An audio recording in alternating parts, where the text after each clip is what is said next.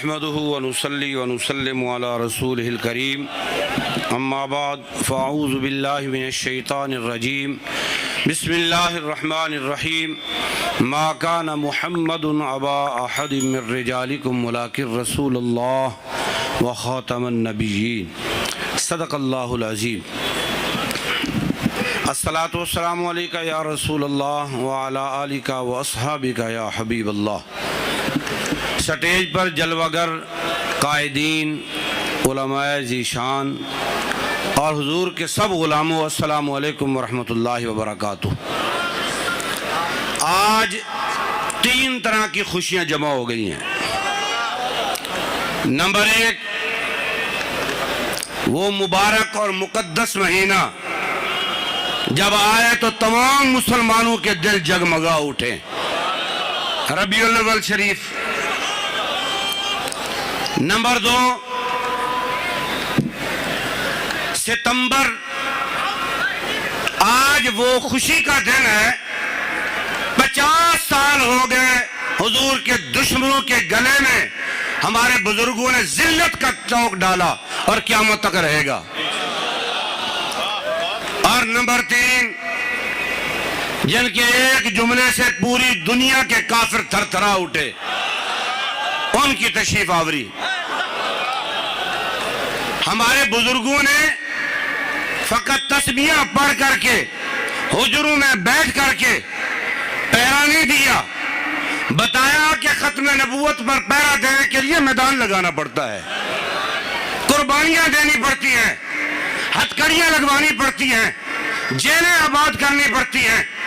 کیا 1953 سے 1974 تک ہمارے بزرگ صرف حجروں میں بیٹھے رہے، تسبیحاں پڑھتے رہے، خون میں نہائے، جیلیں آباد کی، پگڑیاں اتروائی، پھر جا کر کے ختم نبوت پر پہرا ہوا؟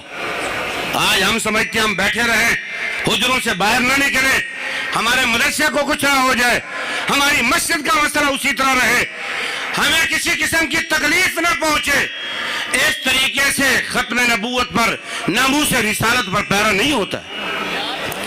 بتائے شیخ کیوں آئے تھے ابن علی میدان میں؟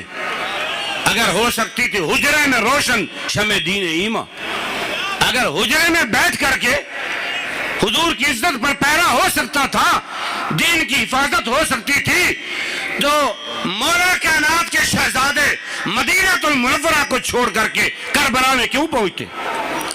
آپ کو میں 2 باتیں بتا کر کے بات ختم کرتا ہوں کہ ہمارے بزرگوں نے ختم نبوت پر پہرا کیسے دیا.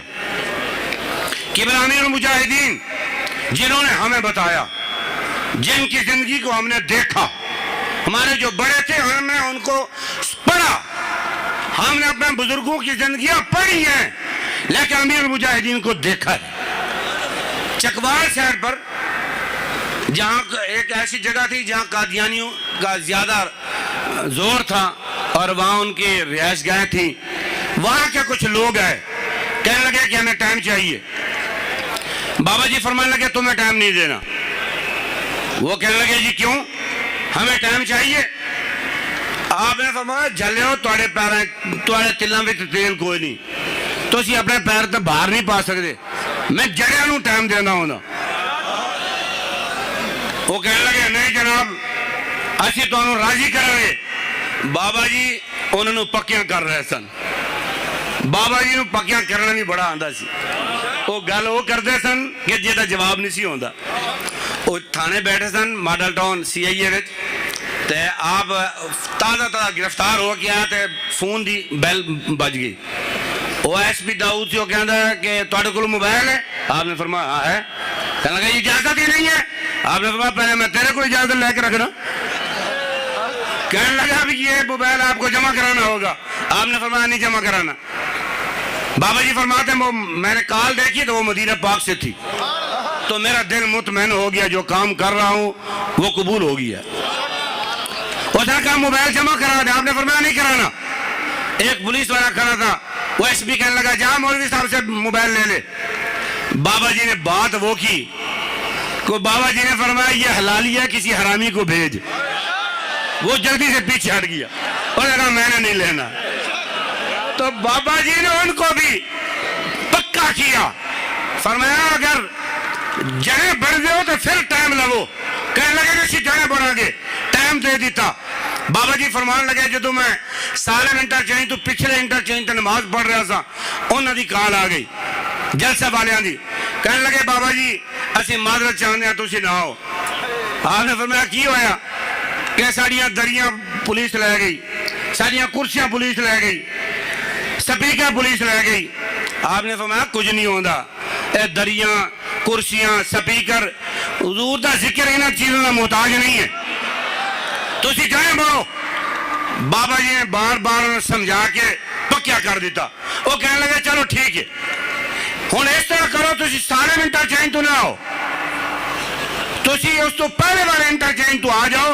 سالم انٹرچینج تو ساری نفری کھڑی کیتی ہوئی ہے, پولیس ہے, ایف سی ہے, وہ آپ کو گرفتار کرنے کے لیے کھڑے ہوئے ہیں, آپ اس سے پہلے والے انٹرچینج سے آ جائیں.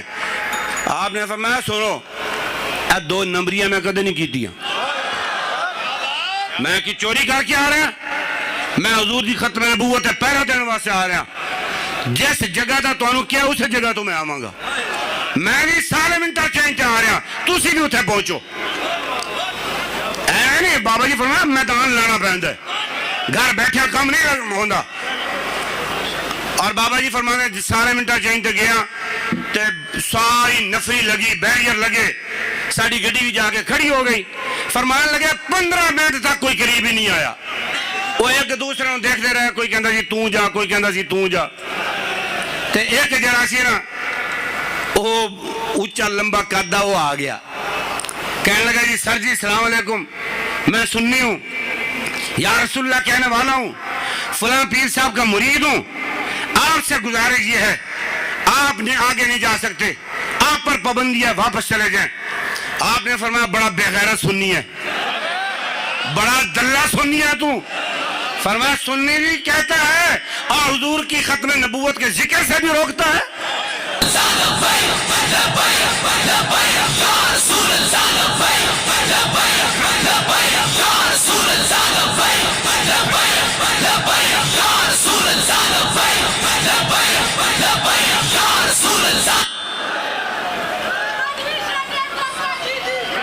وہ کہنے لگا آپ آگے نہیں جا سکتے.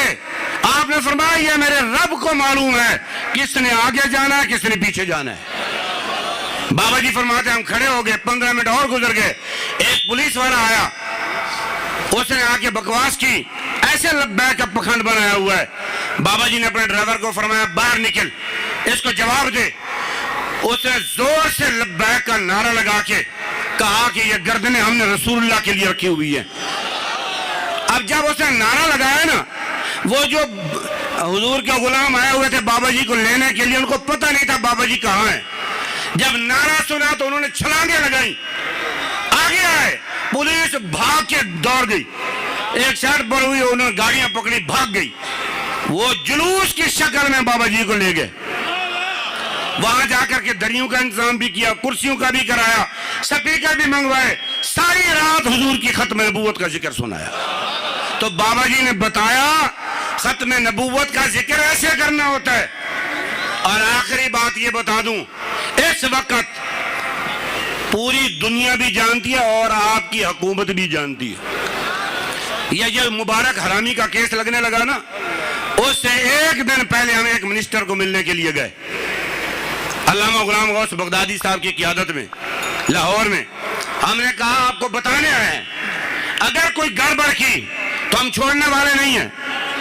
اس منسٹر نے جو بات کی آپ کے دل خوش ہو جائیں گے.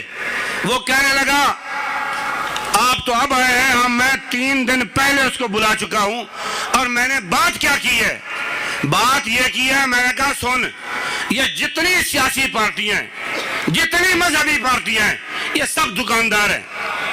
یہ آئیں گے, اپنی دکان کا شٹر کھولیں گے, 2 گھنٹے کے بعد غائب ہو جائیں گے. لیکن سن لے, اگر لبیک والے آ گئے نا,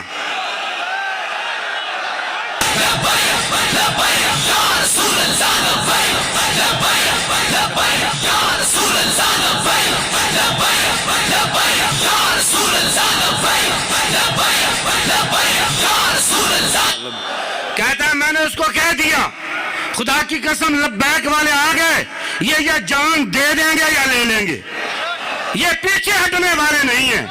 الحمدللہ اس وقت سب جانتے ہیں حضور کے سچے غلام یہ ہے۔